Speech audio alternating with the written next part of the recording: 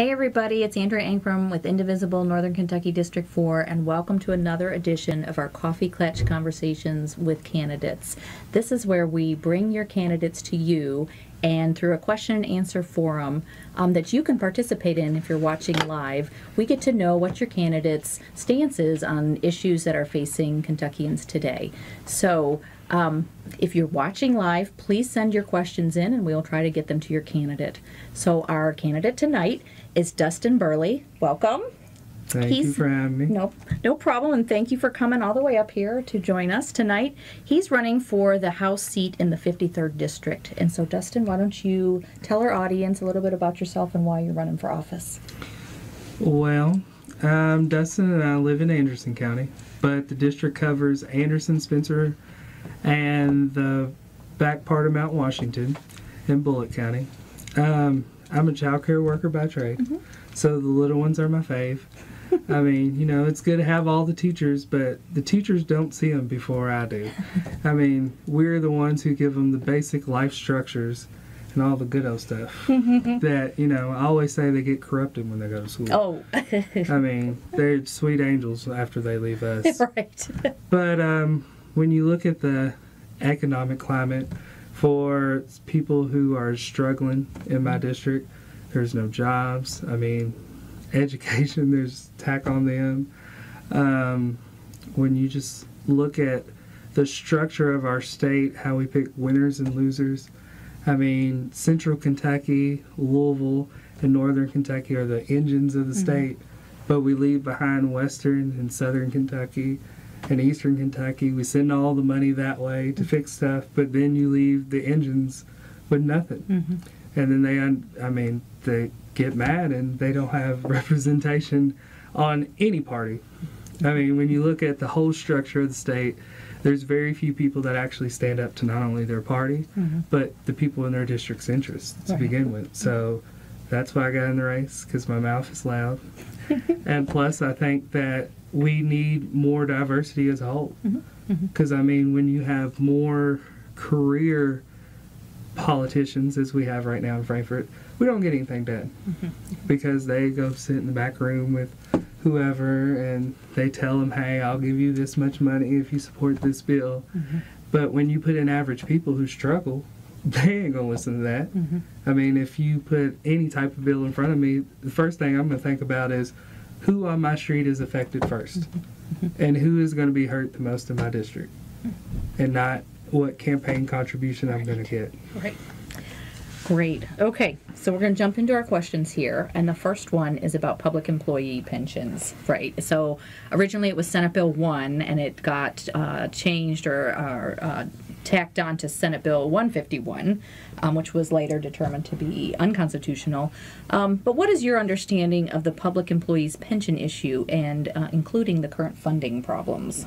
Well, the pension system has decayed since 2001 when they took the money out of it. And I was in middle school then. I was in 7th grade. So, I mean, that's when both parties had control of the House. One had the House and one had the Senate. And we had different parties in the governor's mansion. It's all their faults. But, I mean, we can go back and pass blame, but we have to fix the system. You literally have people who've been in the system, like my aunt who works for the city, almost 30 years. You have people who have taught for over 30 years because they like kids, but guess what? I'm out of it because of the pension ordeal. I mean, if they would find a funding mechanism, which is not hard because we give away $13 billion in tax subsidies, I mean, we could fund these programs. And I mean, could there be structural changes? Yeah. But you don't pass a bill in less than 8 hours with having everybody at the table.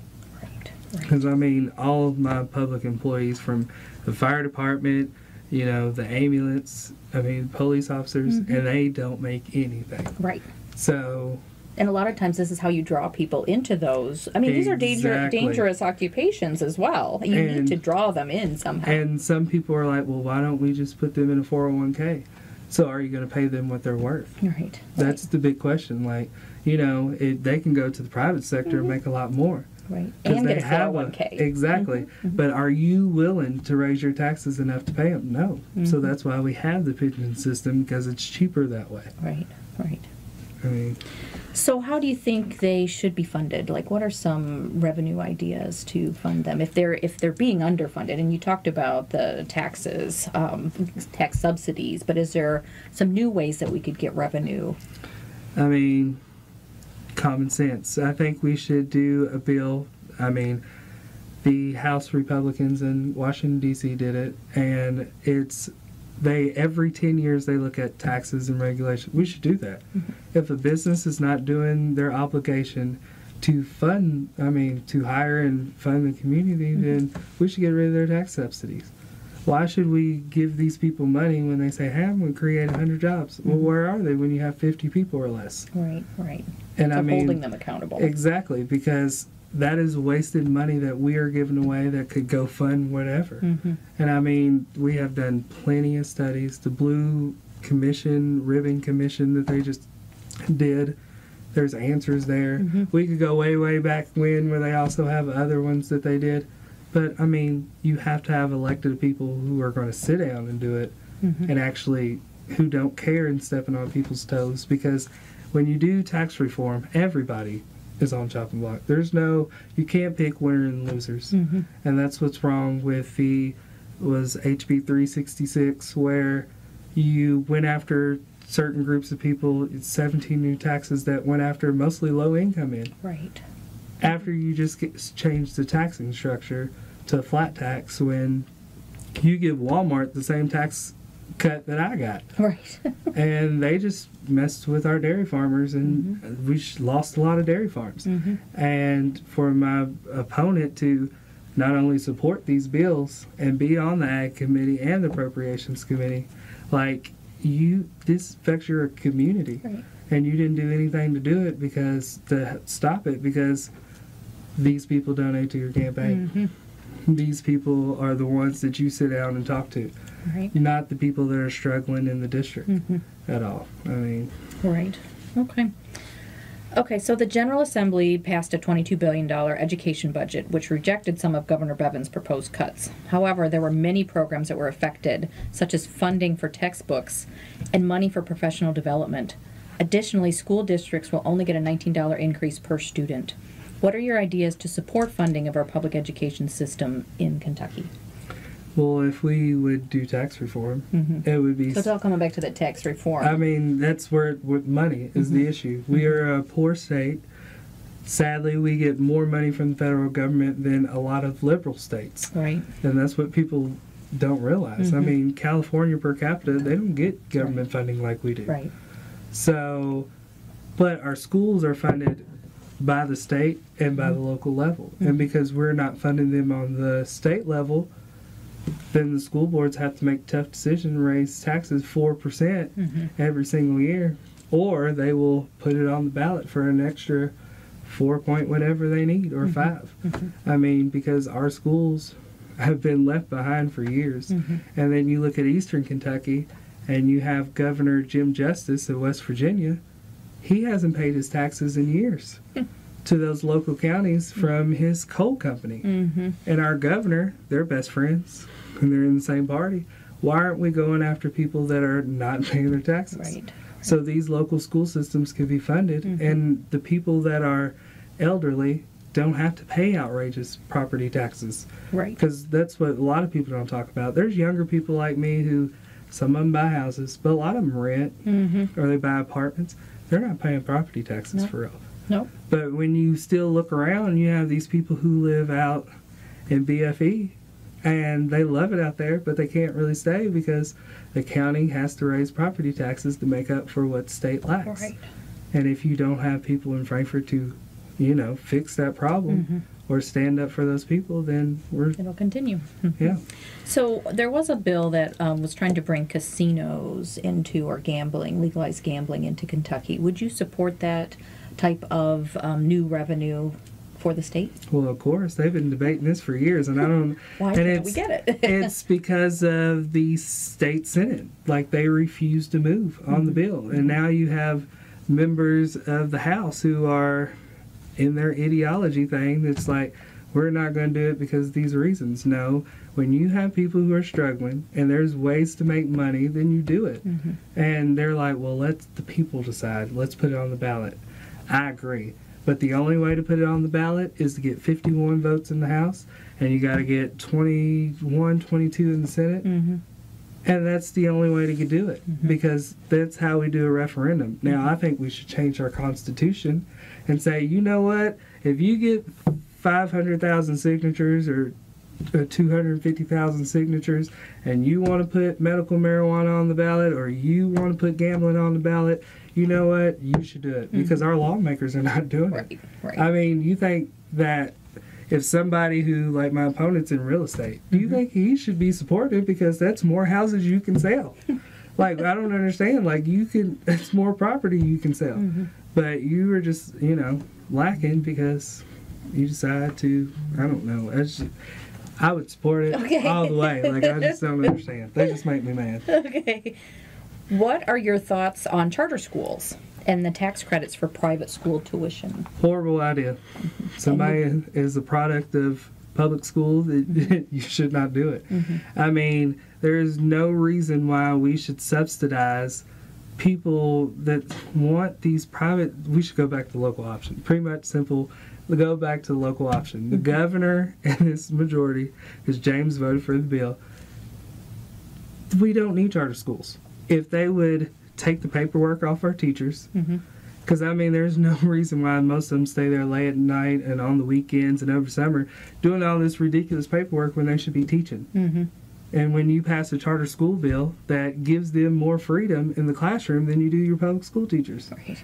And then you wonder why people don't want to get into public schools, because you're not giving them that same freedom and the same option. And the school board should decide. And I mean, school boards would be more flexible to charter schools on the local level if they knew that they were going to do, what they're supposed to for their community. But when the state steps in, that's just a takeover. I mean, that's why they're trying to pass, what's that bill? HB 242 and 243. It didn't pass this session. It didn't really go nowhere. But you had a guy who wants to merge 120 counties to 55. That would start charter schools. Like, in my county, we don't have 55,000 people. And we don't have we barely got that in this House district. So that means that Spencer County could be with Nelson, or it could be with Shelby. Spencer County don't want to be taken over like that. Same way with Anderson. It doesn't want to be with Versailles. It don't want to be with Frankfort. It doesn't want to be with Mercer. We are our own independent areas, and we should take care of our schools the way we want to. That's why charter schools is a no-go for me. Okay. Marijuana, cannabis, hemp, and legalization to grow these types of products. What are your thoughts on medical marijuana as a possible revenue source, or just it in general being a good product for the constituents? And what about reviving the hemp industry? Well, it is legal in almost 30 plus states. Like, we have to quit being behind everybody else. And we have seen how it has worked in other states. Like, I don't understand why we have to be the last. I mean, we have people who are are struggling with chronic pain. We have people who are struggling with opioid addiction. Like, medical marijuana has shown to work seizures. I mean, there's just hemp, same way. It does the same thing with CBD oil. And technically that's not legal because it's still a Schedule I drug. Like, our farmers would benefit, I mean, especially with the dairy industry and them being wiped out by Walmart. I mean, now those farmers could grow hemp. They could grow marijuana. I mean, that would be cash crops for them. We have a lot of empty farmland out in rural America that's empty because farmers don't have no other way to do. I mean, tobacco's gone. There's too many of them growing corn. Soybeans, there's a lot of them growing it. So there's no there's these tariffs on, soybeans and things like that. The tariffs, that's why I always say, some people always say stay local, but at the end of the day, my congressman, Andy Barr, and with this House district, it cuts into the 6th Congressional District in Anderson. Spencer is the 4th and the 2nd. Bullitt is the 2nd. So with me, I have to communicate if elected, when I'm elected, because that's my goal, Mm-hmm. I have to communicate with all these Congress people. Mm-hmm. And I also have to communicate with 3 state senators. And right now we don't have communication with either. Mm-hmm. And with the tariffs, we have Bourbon and Anderson. Yeah. Like, how could I support a bill that's going to lay people off work? Right. I mean, it's not only in Anderson, they work out in Woodford Reserve in Woodford County, they work at Jim Beam in Frankfort. I mean, that hurts them. Mm-hmm. And then, tourism should be a thing that we should be focused on. That's why one of my goals in Frankfort is to be on the tourism committee, because we haven't had a state rep on there forever. So you're not helping our interests when you're not supporting the Bourbon Trail or you're not supporting Taylorsville Lake. Mm-hmm. I mean, so the more revenue, especially free revenue from doing stuff like that, would help our economy. Yep. So talking about the opioid crisis, there's multiple factors that are involved. Big pharma, physicians overprescribing, and the need for alternative pain medications. What are your thoughts and ideas for combating this epidemic in Kentucky? Well, it's no silver bullet. And the Peel Mill bill, as it's got some of them off street, guess what? They're back. That bill is not it didn't work. Then you have the heroin bill. I mean, it really didn't stop too much. But that bill wasn't wrote for meth. It wasn't wrote for synthetic weed. I mean, there's a lot of stuff on the streets that if you are an elected person, they put themselves at a standard that most people, try to live up to or try to get to. I don't, because I'm just me. So it doesn't matter who you are. I associate with everybody. And I know plenty of people who do stuff they should not do. But when you sit down and talk to them, because lawmakers don't, they don't know how. I asked one lawmaker one time, I said, do you know how much bindles are? And they just looked at me all funny and they're like, what is that? I said, that's the measurement they give for heroin and meth. I said, meth at the time, it still is, it's $10. That's cheap. Yeah. I mean, heroin at the time was 30 to 20. But now it's to $50. So, in my area, they're just doing meth and they're doing Xanaxes because they're the cheapest things. And we have not actually combated the problem. We're just making it worse. Right. And if we're not in these communities sitting down talking to people the ways that we could fix it, because we're not, when you come out of rehab, first thing that they do is you're back into society. Right. There's all your problems are still there. Exactly. Or you're coming out of incarceration and you done got sober. So you're not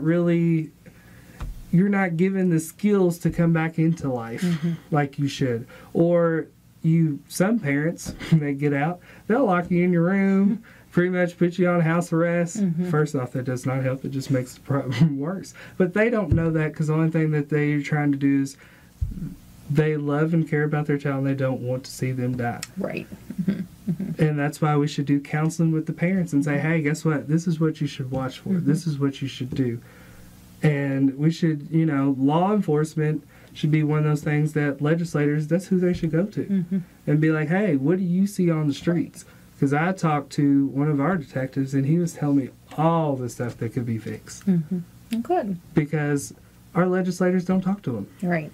Like, how are you not talking to the people that are on the streets dealing with the problem? Right. Or he told me that there's people in Anderson County, and it could be everywhere, they have AIDS. And they're running around sharing needles and doing whatever, and especially unprotected sex. Like, this is how diseases get spread. Yep.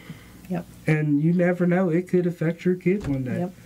And that's why we have to tackle all these issues, or we're going to wipe ourselves out. Okay, higher education costs are skyrocketing. The average college student ends up tens of thousands of dollars in debt upon graduating from college. Do you have any solutions for this crisis? How can the Kentucky government support our students in their pursuit of higher education? Well, we haven't funded higher ed in 12 years. Yeah. We're the only state out of 50 that's still not funding higher ed. James is the chair of the Appropriations Committee that hands out the money to higher ed. And we have a tech school in Anderson County that hasn't seen concrete in years. Like, we should be booming these universities to educate these kids, but we also should think about not every kid is meant for college. Right. I mean, that's the whole argument that's been left out, because we have all these kids who are not prepared because they weren't prepared in high school for whatever reason, or they get a taste of reality and they get in the classroom and they're like, I can't do this. Yeah. So we need to also focus on trades in vocational school. Like, I don't understand why those are not top priorities. There are a lot of kids who I know that can't still read today and that have graduated with a diploma. How is that possible? I mean, how does that happen? Because they slide through the cracks. I mean, you know, that's what they do. They just slide through. And so they got strong hands and strong backs, and they know how to build stuff. And, and if you give them an apprenticeship or give them a way that they can go and learn a skill or trait, they're good to go for the rest of their life. Like, so we have to also, I think we should cut out a lot of the gen eds that are not appropriate for some degrees.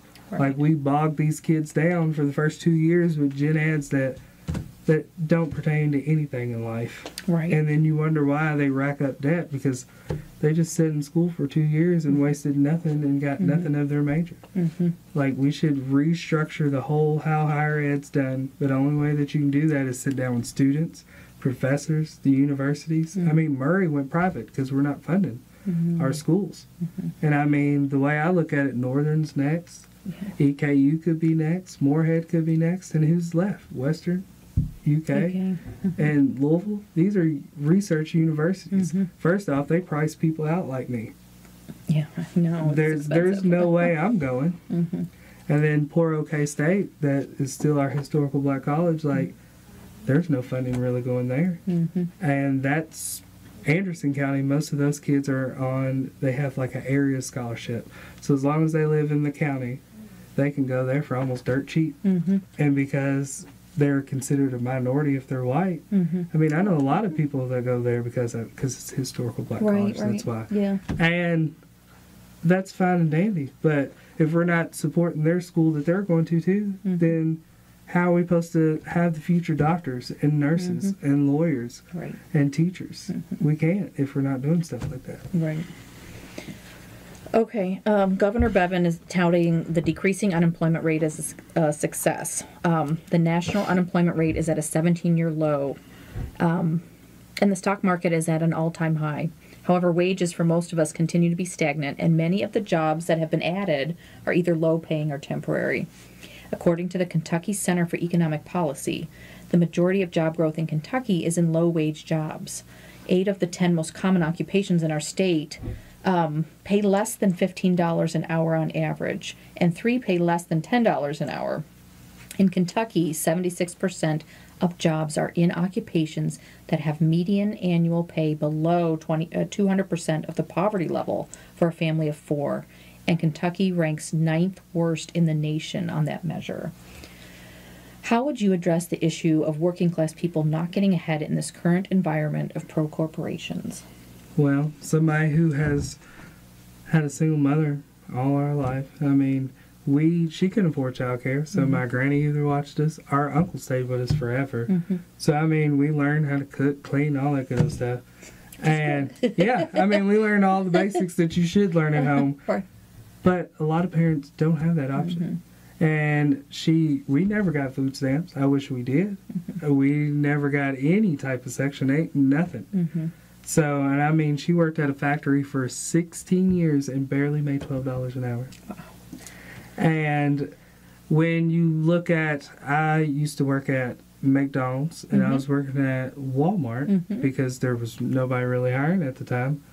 I was making $7.65 unloading the truck at Walmart and $7.25 just working in Walmart. I qualified for Medicaid because I'm working those 2 jobs because I wasn't making no money. And you're probably working full time. And I was working over full time because Walmart, we was doing remodeling, so I was working 60 plus hours. Plus McDonald's, I'd work 20 plus. And like, people don't realize that there are more adults in low wage jobs than there are kids. And then when you look at places like Anderson that, you know, we have industry, but not a lot. And I said, we're between BG Parkway and I-64, so there's no excuse for us to recruit businesses. And we should do a better job of it. Spencer County is right side out of Louisville. And most of the places that they have is Dollar General or fast food.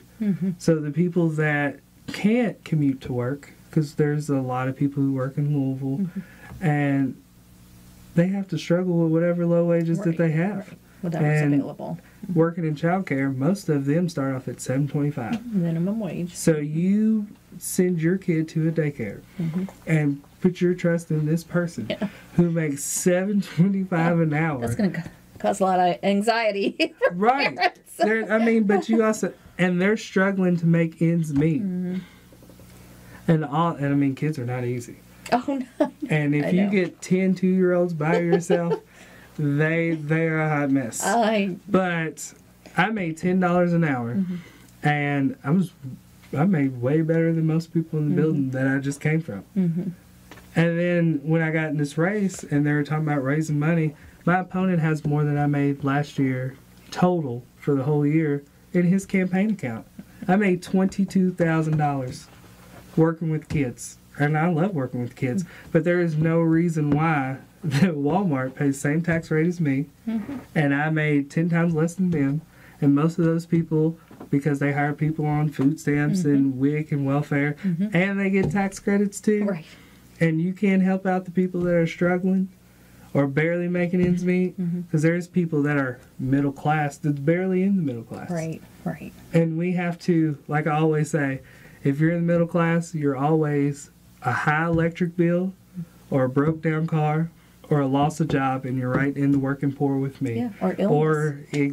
Or if you're in the higher end and you have these nice mansions, you're always a repo or a foreclosure or a loss of job, and you're going to be in the working poor like me. So that's why the unemployment rate is tricky, because you're not really tracking the people who are not working. You're only tracking the people who sign up for unemployment. And I mean, that's not good. So it's misleading. Yeah. So what about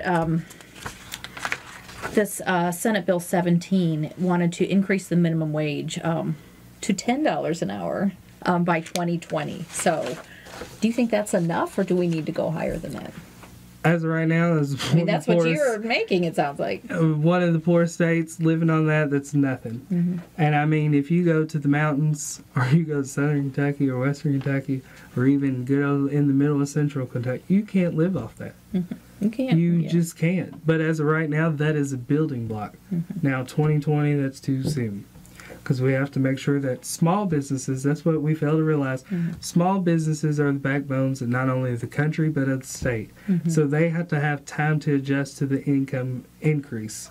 And they should be getting the tax credit, and not Walmart and them, who barely pay those same tax rates as them. Could you maybe separate it out? Like if you're a company over 500 employees or something? That's why tax reform is important, because you can detail those out like that. Because when the governor is talking about how he's touting small business, and then you're talking about corporations, and he said, no, they're the same things. Like, what are you talking about? There's no way that somebody who runs a pizza place that hires 10, 15 people is the same as Walmart, who hires 200, or any other place like that. That makes no sense. So that's why we should, eventually raise the wages. But you have to have lawmakers who support that. My opponent, do you think he supports that? No, because he makes good money in retail and real estate, which is, that's good. But you're not thinking about the people who are under you. Right. And that's the good old Christian thing to do. We have to think about the less fortunate. Very good. Right. Okay. Right to work is anti-union, and unions protect workers by having the ability to collective bargain for fair work conditions and wages. And so Kentucky has become a right to work state, which is, and that basically is hurting the unions, because it limits their right to, or their ability to collective bargain. What are your thoughts about Kentucky adopting this right to work environment? And if you are elected, what would you do about it? Well, the best thing for our district to do is get rid of the person who voted for that and stripping prevailing wage.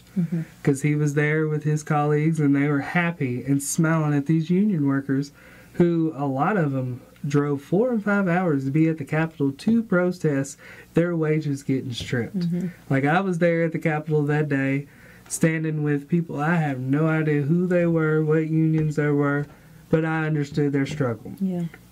And there was no way that you are coming from, I know a guy who drives an hour and 20, it's 126 miles. Mm-hmm. He lives in Ashland, and he drives all the way to Frankfurt to go to work. Wow. Because the steel mill there closed down. Okay. And he's been doing it for over 2 years. Wow. And he goes home on his days off. Mm-hmm. And that's why prevailing wage is important, because people like him should be living at home, working around his area, Mm-hmm. and not driving that far. Yeah. And because they did right to work, because it's just a political thing that they did. That's why Missouri, a very more conservative state than we did, struck it down That's by right. overwhelmingly, because that's not how you're supposed to treat workers. Right. And that is why unions have been, unions gave us holidays. Mm-hmm. They gave us weekends. They gave us a 40-hour work week. Overtime. They gave us overtime. They gave us benefits. Like, if you work at a union place and you're a non-union member, and yes, you're upset because you got to pay the dues, but at the end of the day, when they get a pay raise, you get a pay raise. That's right. When they get better benefits, you get better benefits. They help pay for your school if you're in the union. Mm-hmm. That's why a lot of people join the union, so that they can make sure that their families were taken care of and they were taken care of. Right. So I would support repealing it all the way. And I think it should have been on the ballot for the people to decide. Right. And at the end of the day, when people start talking to people how they used to have prevailing wage jobs working on, especially construction workers and people who work with their hands, it would be overwhelmingly repealed, just like Missouri. Right. Right. Okay. So Kentucky went to a flat tax so that everyone pays the same amount in state taxes now. The wealthy got a tax break and were reduced to 5%, while everyone else was raised to 5%. And then there was a service tax that went into effect July 1st on such services as small animal vets services and gym memberships. What is your plan for a fairer tax system? Well, you have to throw the whole code out, because it's horribly wrong. Mm-hmm. And then you have the governor who says, hey, guess what? We're broke. We can't fund anything. But people on the low end, if you made less than $13,000 with the old system, you're paying 9% of your income. Mm-hmm. And if from $13,000 up to, I think it was 170 some thousand, you're paying 10% of your income. And then above that 175,000, they're paying 6%. So if we're so broke and you're going to drop everybody's income to 5%, now you just threw a whole bunch of money that now we're not receiving. Right.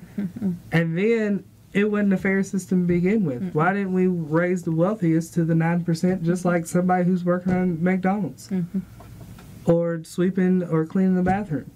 Like, how are you expecting people supposed to live when you're not paying fair wages all the way around Right. and taxing people fair? Right. So, So it sounds like start over.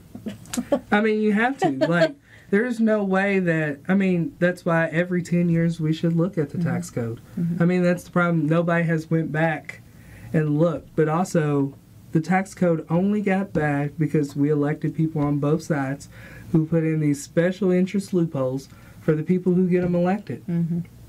And that's why we should change the contribution levels. And then you will see these things change, because now these big people can't donate to their races. Right. And there won't be all this money into politics. And people can get back to a system to where they have faith that their lawmakers are doing the right thing. Representing them. Okay. There was a House Bill 372, which was called the Anti-Marriage Equality Bill, and that would have allowed social service and housing discrimination against same-sex married couples. If you are elected, what would you do to ensure that Kentucky does not discriminate against anyone, regardless of race, religion, or sexual orientation? Well, I'm a different race than most of the states, so I don't think I'd discriminate on anybody's race. I don't understand why people act like that. We're all people. And then they also put in that bill where they changed the marriage age, that they couldn't somehow get a compromise. I don't understand. If the person is not 18, they should not be able to get married.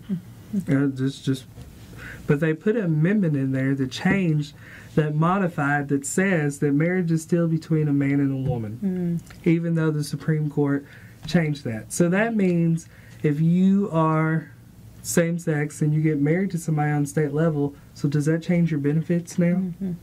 Is your spouse or your children still going to get those benefits because the legislators did that because it was political expedience for them? And I mean, we shouldn't be discriminating on anybody anyways.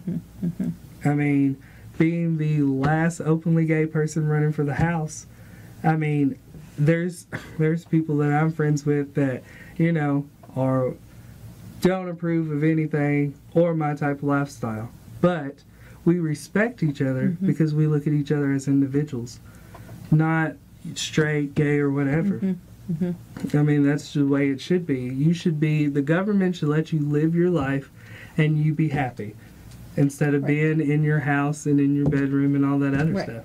Because privacy is supposed to be an important thing. Yeah, everybody wants their privacy. So, okay, so there were many bills that were presented that tried to limit women's reproductive health rights, which is about a woman's right to choose what's best for her own body. What is your stance on a woman's right to choose what's best for her reproductive health?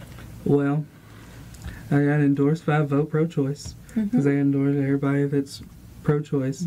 And my theory and my thing is, it's not my duty as a legislator to tell a woman or a man what they should do with their body. It should not be my task. That should be up to you. Now, because of the way that the district is shaped, we have pro-choice people. We have people who can care less. And we have people that are pro-life. And I respect the people that are pro-life and their opinions because I've listened to them just like I'd listen to anybody else. And I told them that I would vote present on any pro-choice or pro-life bill. And one man asked me, what does that mean? That means I don't support or oppose either way. Because at the end of the day, my job is supposed to create jobs, to make sure roads are funded, make sure that, you know, that your grandkids and your kids get educated, not to decide issues like that. I mean, those are what's supposed to be that divides us. That's why the parties use that as a way to tilt people one way or the other politically, and that's just not my thing. That's between you, your doctor, and yourself, and your moral compass and your conscience, not But me. if there are bills that are put forth that would affect that stance, to say now there's a bill that's put forth that would limit my right to choose, would you vote against it? If it's the hardcore like this 11-week ban, then yeah, I probably would. But at the end of the day, the way the state of Kentucky is, if we flip the House, we'll still have Governor Bevin, sadly, for another year. And the state Senate, we hopefully will pick up some seats. But those bills are going to come either way. Right. And they're going to pass either way because you have conservative Democrats in the caucus that are going to vote with the Republicans. I mean, it's just going to happen. That's just the way it is. So I'm going to be outvoted anyways. I mean, unless you change the way of the makeup of the state Senate, and the governor's mansion will change soon, there's no way. I mean, just the way that our state is, it's still pass either way, which is sad that we have to get in the business of people's private lives anyways. Okay. So we have an online question here. What is the plan to keep our water clean in Kentucky? How can Kentucky work to keep the fall behind like Michigan, like in Flint? Well, Flint, they have decided that the guy who's running for the Senate up there, he's very interesting, against Debbie Stabenow. He said it's Democrats' fault because they run it. But people fail to realize that the governor enacted somebody to be a city manager and took over. And to cut costs, he looked at, hey, guess what? Why ain't they getting their water from the river? So you know what he did? He opened up the water and it had lead in it. But that's infrastructure projects that is not being focused on. Right. When you look at, we have 200 miles worth of pipes underground in Lawrenceburg plus. And our city is one of the few in the state that almost fund all our water for the whole county.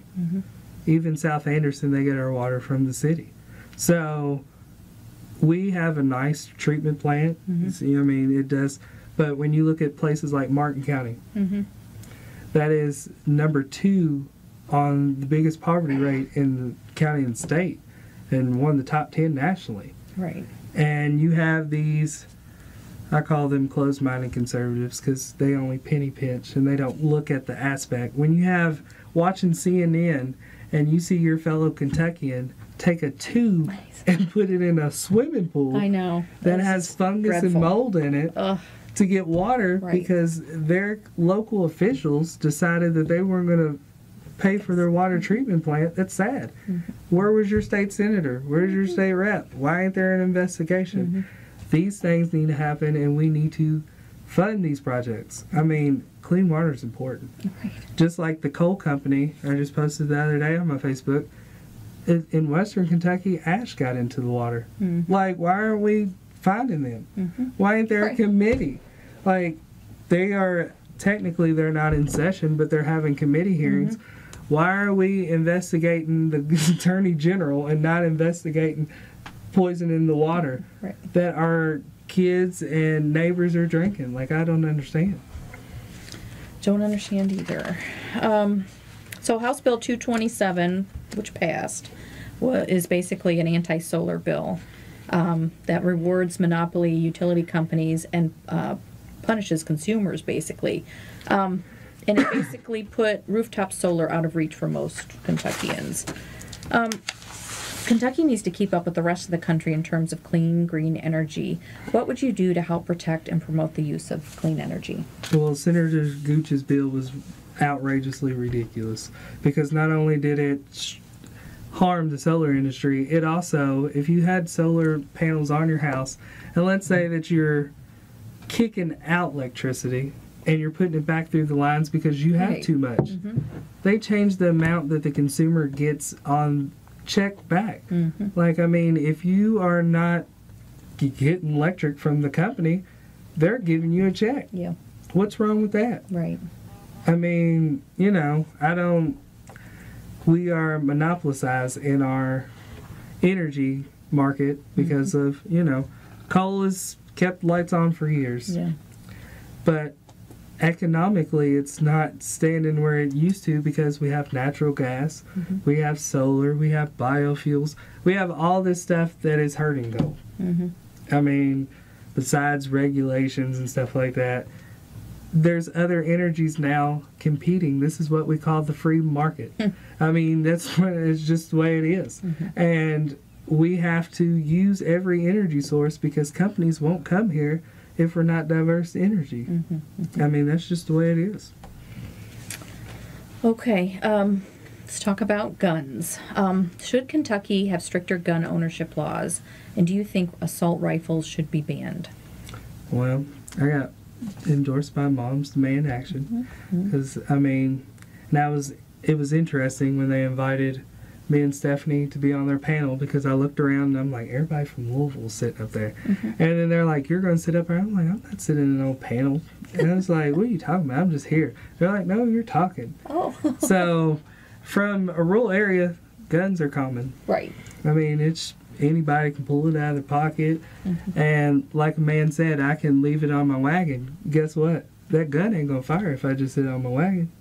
He said, some idiot walks over and shoots it. That's what's going to happen. And I said, yeah, you're right. So somebody who's, ain't never shot a gun, don't own a gun. I mean, one day, will I own one? Who knows? But there are simple stuff we can do without taking people's rights away. I mean, we should look in background checks. If they don't come back at a certain time, then they can't get the gun. I mean, what's wrong with that? Right. So just kind of making things all the gun show loopholes, they should be closed. Like, I don't want somebody who has, you know, gang related going to a gun show in one of these smaller counties and buying a gun and then using it in a big city. Right. Because it was easier for them to get. Like, we have to find ways to not hurt the owner, but go after the people that's doing the wrong thing with them. What about arming teachers in public schools? Do you have some, if you don't agree with this, do you have some alternative ideas to help keep our schools safer? There is no way It's like the way that I think about the teachers having a gun in school is like having me having a gun if I was working in childcare. Could you imagine a 1 or 2 year old while I'm rolling around on the floor and a gun go off? Or them just walk over and pick it up during nap time because I wasn't paying attention? What do you think a middle school or high school kid's going to do? They're more craftier than a little kid. Like that's just free will for kids to do all kinds of stuff. So we should not have the teachers. I mean, that's up to the school board.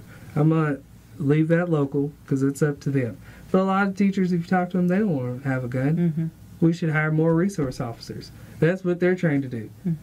I mean, not the teachers. Right. I mean, how are you going to grade papers and load a gun at the same time? You can't do it. There ain't no way. Like, you have to be smart about stuff like you just can't. There's no way. And where are you going to lock it up at?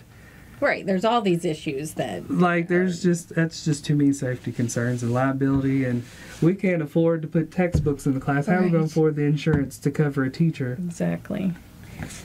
Okay. What are your thoughts on criminal justice reform? And should voting rights be restored to convicted criminals who have served their time? I mean, no matter what charge you have or no matter what crime you have, if you served your time, you do what you're supposed to do, you're supposed to get your rights back. Like, that's just plain and simple. I mean, that's just like me sending a kid to timeout. Right. Now or telling them to do their chores. Exactly, because that's what we do. That's just common sense. Like, keeping people from voting is a way for certain people to benefit the system because they don't want every voice at the table. And that's wrong. And getting rid of minimum sentences for marijuana, like, that's old and done. We have too many people who have old marijuana charges that should be gone so they can work and have good jobs. Right. I mean, people criticize people working these low-wage jobs, but get these charges that are old that don't mean anything off the record. I mean, that would help. The only thing you're doing is punishing them, and you're punishing your economy at the same time. So criminal justice reform, because penal code is from the 1970s, 80s, whatever, it has to be changed. Because cyber crimes was not in 1980s. Right. I mean, bullying, cyberbullying, that wasn't back then. So we have to change our code to make it more current. What are your thoughts on the Kentucky Medicaid system and how we support it? There's Governor Bevin has kind of declared war on the recipients. So how would you support that, or would you change it? Would you modify it? I had close to 9,000 people, a little bit under because Bullitt County counted it as a whole, but that who lost their vision, they lost their dental, transportation assistance. And these are not people who are lazy sitting at home. That's what people fail to realize. These are people who are in the working poor like me, or these are people who have kids and their income fits perfectly on the scale to where they get it. Right. I said, it's not up to them. Now, could there be reforms and could be done? Yeah. Do I think work requirements required? No. Now, you could go after the people who just sit at home and they don't do nothing. But that's one thing, and that's talking about social workers, and that's a whole nother thing right there. But you're trying to affect the people who are chronically ill, too. Yeah. Who can't work, who physically can't do it. Right. And you're saying that they're able-bodied and they can barely stand for 10 minutes at a time? Like, that's not an able-bodied person. Right. Like, I mean, so there's going to be eventually one day, and everybody gets mad sometimes, there is going to be a Medicaid for all. I mean, it's going to be... Medicare for all. Yeah, it's just going to happen. It's because businesses don't want to pay insurance. So if there's a public option, or everybody has insurance and it's blanketed, guess what? There's a cost that you don't have to pay anymore. And I think a lot of people who are opposed to it don't understand it, because what I hear is, they're going to raise my taxes, and I'm going to have to pay insurance for people who don't work. But I don't think they understand that we're already paying a premium to the health insurance company. And when these people who don't work or don't have insurance, guess what? They go to the ER on your dime. That's right. We're already paying for it. If these people overdose, I mean, you're paying for their Narcan. You're paying, sometimes you have to pay for their ride to the hospital. Right. You're going to pay for it. They're not paying for it. So I think that's why it should be covered for all. So, I mean, so that cost is not added on to the consumers who have insurance. But it's not even like there needs to be a tax. We're already paying this premium. That can be, so I think there's a lot of misunderstanding about Medicare for all, and I think, how would you kind of address that here in Kentucky? I worked for Xerox, and we did phone calls for different companies, and we have Florida Blue, which was the exchange program for Florida. And I had the company, this is what people don't understand, the company had all these mad agents calling me saying, why is this person's insurance canceled, this and that. We found out because Florida Blue changed was Blue Cross Blue Shield. Right. They changed their billing thing, and it kicked most of their people off. So some of them were having to pay more than what they were supposed to. Wow. These are private companies. Yeah. Now, government is not perfect by no means. But you can hold your government official accountable for doing something like that if they lose your payment or not doing their job. But you can't hold a corporation accountable. Yeah. Because they just owed your money for your insurance. You have to have that insurance. How are you going to go see the doctor? Right. If you're sick? Or, I mean, that's what people don't realize. These people are not accountable just like everybody else. Right. So it's a big problem. And hopefully we get the right people in. You girl, you know what? That's the whole message of this, right? Okay, last question. What is the one thing that's your top priority, or the thing that you're most passionate about, that if you get elected you would like to see done? Oh my gosh, there's a whole bunch. Just think of one. Focusing more on kids and families. Because if you have a basic life structure, as most kids don't have in the state of Kentucky anymore, if you have a better environment for them to be raised, if they're taught actually at a younger age and just not set in front of a computer or iPad, and they have social interaction, that changes the whole dynamic, because these kids will learn better in school and they will become better citizens, and then we would it's a trickle down effect that will be better for in life. And that's why child care and being the only child care worker is most important, because there's no men in the field. So we should recruit more men, and we should not only pay them better wages, but they talk about preschool for all ages. Right. Well, the best way to do it is not in public schools, because that's just so much bureaucracy. But we have 4 and 5-year-olds in all our daycares, and they go from there to kindergarten. Why don't we do STARS, which is supposed to, decorate your room, do this and that. Well, why don't we do incentives for daycares to be like, hey, guess what? If you educate these kids and they know this before they go to preschool, you get a grant. Do you know how many 4 and 5-year-old teachers could jump on it? Exactly, because we don't get extra money to do our classroom. Teachers don't get any extra money.